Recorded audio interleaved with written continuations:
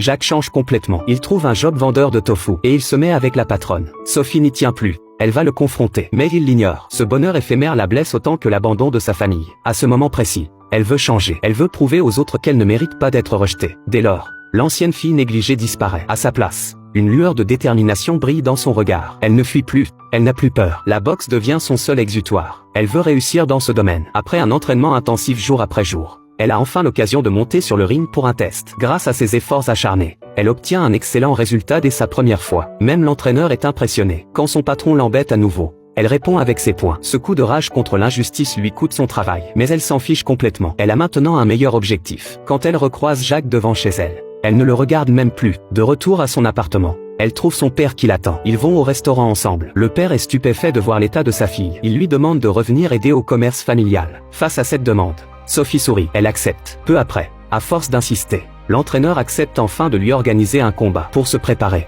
Sophie se coupe les cheveux. Elle s'entraîne encore plus dur. Le jour du combat, elle est méconnaissable. Dans son regard, détermination et agressivité, comme si elle proclamait une vie sans retour en arrière.